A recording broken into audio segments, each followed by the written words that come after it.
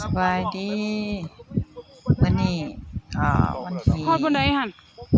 ปัดเบื้องนี่ดูฮอดทางไหน3ปี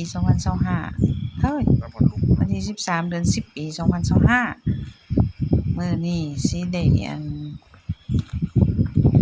คุณผัว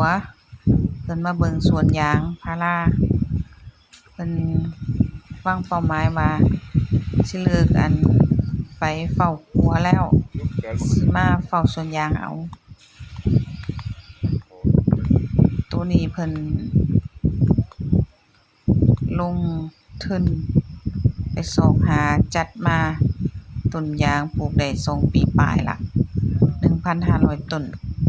มาลุ้นนำเพิ่นว่าเพิ่นจะ